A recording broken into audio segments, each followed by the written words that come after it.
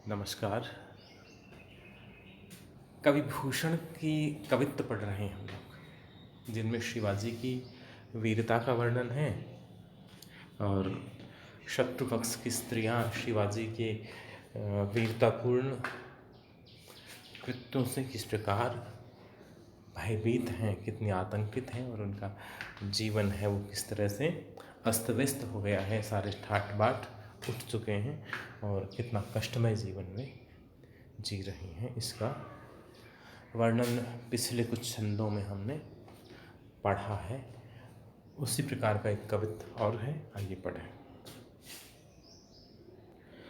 सौंधे को आधार किसमिस जिनको आहार, चार अंक लंक मुख चंद के समानी है। ऐसी अरिनारी शिवराज वीर तेरी त्रास, पायन में छाले पर एक गाय कोमलानी। सौंधे, सौंधे बोलते हैं महल, महल को बोलते हैं। एक शब्द था सौंधी, खुशबू के लिए आता है, विशेषकर मिट्टी की जो गंध है उसके लिए सौंधी गंध कहा जाता है। जो निखालिश, जो शुद्ध गंध है, किसी प्रकार की इसमें बनावटीपन नहीं, कृत्रिमता नहीं है, वो सौंधा होता है। रोटी की सौंधी महक, मिट्टी की सौंधी महक, बिना किसी मिलावट के, अनाविल, विशुद्ध, निर्मल, उसको सौंधी कहा जाता है। एक शब्द है सौंध या सौंधे, ये महल के लिए काम में आता है शब्द। सौंधे को आधार, मुगलों की, शिवाजी के शत्रुओं की जो बेगमें थी, स्त्रियां थी, वे जो महलों में रहा करती थी, सौंधे को आधार, जिनका पूरा जीवन महलों में बीता करता था। किसमिस जिनको आहार, और आहार के रूप में जिनको क्या खाने को मिलता था, किशमिश, दाख, और वे फलाहार अधिक किया करती थी।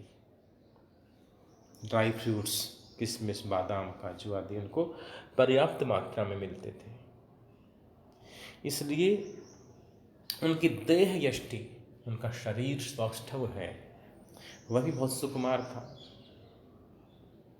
और कवि भूषण, सामान्यतः भूषण की जो कविताएं हैं, उपमाएं हैं, उनको बहुत विलक्षण नहीं माना जाता, पारंपरिक चीज़ें हैं, उन्होंने उपमान के रूप में प्रयुक्त की हैं, लेकिन ऐसा मान लेना पूरी तरह ठीक नहीं है। कई जगह जब अवसर मिला है, भूषण ने एकदम नई सूझ का परिचय भी दिया है। यहाँ ऐसा ही उदाहरण आपको मिलेगा। सौंधे को आधार किसमिस जिनको आहार, चार अंक लंक। अब लंक का अर्थ होता कमर।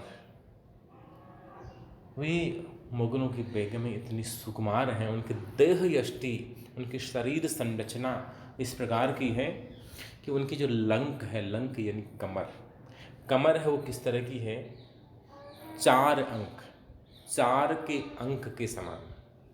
अब हिंदी और संस्कृत में जो चार का अंक लिखा जाता है वह इस तरह लिखा जाता है। तो ये जो बीच का जो स्थान है, ये गोल, और फिर इधर से ऐसे ऐसे बीच में जो ये बन रहा है, ये चार का अंक। कमर उनकी इस तरह से पतली कमर है, बिल्कुल नई उपमा है, शायद अन्य किसी कवि ने प्रयुक्त ही न की हो। सौंधे को आधार किसमिस जिनको आहार, जो महलों में रहती हैं, किशमिश का आहार करते हैं, किशमिश खाती हैं, और चार अंक लंक, जिनकी कमर है वो चार के अंक के समान एकदम पतली सी है, मुख चंद के समानी है, और जिनका मुख है वह चांद के समान है। मुख है वह चांद जैसा मुख है, और उनकी पतली कमर है चार के अंक की तरह। और ऐसी अरि नारी शिवराज वीर तेरे त्रास, ये शिवाजी महाराज ऐसी सुकुमार देह यष्टि वाले, ऐसे विलासमय वातावरण में रहने वाली जो शत्रु पक्ष की सुंदरियां हैं, उनकी क्या स्थिति हो गई है शिवाजी, तुम्हारे वीरता के त्रास से, शिवराज वीर तेरे त्रास, हे वीर शिवाजी, तुम्हारे त्रास से, तुम्हारे भय से, तुम्हारे डर से उन सुकुमार स्त्रियों की क्या स्थिति हो गई? पायन में छाले परे काय कुम्हलाती है, उनके पैरों में छाले पड़ गए हैं। उतारी पलंग ते न धरा पे दियो है पग, तेई सग बग चली जाती है। जिन्होंने पलंग से नीचे पांव नहीं रखा था वे दौड़ी चली जा रही है। इस कारण से पायन में छाले पड़े, उनके पैरों में छाले पड़ गए हैं। और काय कुम्हलानी है, उनकी काया कुम्हला गई है, शरीर मुरझा गया है, बहुत थक गई है। और ग्रीष्म की तपती की विपत्ति ने कान सुनी। ग्रीष्म ऋतु में जब ताप पड़ता है, तपती ताप, तो ये ताप विपत्ति के रूप में आता है, ये संकट के रूप में आता है। गर्मी की जो ग्रीष्म ऋतु में जो गर्मी होती है वो असहनीय होती है। यह बात उन्होंने भोगना तो अलग बात है, उन्होंने कानों से भी नहीं सुनी थी। गर्मी भयावह होती है, भयंकर होती है, बहुत तपाती है, असहनीय होती है। इसे उन्होंने कभी सहा तो है ही नहीं। गर्मी उन्होंने कभी अनुभव ही नहीं की। इतनी सुख सुविधाएं उनके यहाँ रही हैं जीवन में, बल्कि बड़ी बात तो है कि उन्होंने इस चीज़ को कानों से भी नहीं सुना किसी से। लेकिन आज उन्हें उस ग्रीष्म ऋतु में, गर्मी की ऋतु में, धूप में, जौन मैंने जाती थे ही धूप चली जाती, सब जो चांदनी में भी बाहर नहीं निकलती थी वे धूप में दौड़ी चली जा रही हैं। तो वो सब गर्मी उन्हें सहन करनी पड़ रही, वह सब ताप उन्हें सहना पड़ रहा। तो ग्रीष्म की तपती की विपत्ति ने कान सुने। ग्रीष्म के ताप की जो विपत्ति है, गर्मी का जो संकट है, वो उन्होंने कानों से भी नहीं सुना था। वे कंज की कली सी बिनु पानी मुरझानी है। वे जो नायिकाएं जो कंज की कली की तरह है, कंज कमल, कमल की कली की तरह है। अगर पानी में कमल, पानी सूख जाए तो वैसे ही मुरझा जाता है, और फिर ताप जो है, गर्मी पड़े, वो कमल की पंखुड़ियों, कोमल पंखुड़ियों को मुरझा देता है। उसी प्रकार से वे शत्रु पक्ष की जो सुंदरियाँ हैं, नारियाँ हैं, वे जो कंज की कली के समान सुकुमार देह यष्टि वाली थी, वे बिनु पानी मुरझानी है। जैसे पानी के अभाव में कमल की कली मुरझा जाती है, कमल भी मुरझाता है लेकिन कली और भी सुकुमार होती है, बहुत और जल्दी मुरझा जाती है। आज उन शत्रु पक्ष की स्त्रियों की भी यही स्थिति होगी कि उन्हें पीने का पानी तक नसीब नहीं हो रहा। वे डर के मारे वन में दूर भाग गई हैं। और तोरी की छरासी अच्छरासी यो निचोरी कहे, तुम ते कहे ते कंत मुक्ता में पानी है। तोरी की छरेसी अच्छरासी यो निचोरी कहे, तोरी की छरी सी, छरी क्या होती है, या छरा जो है, यहाँ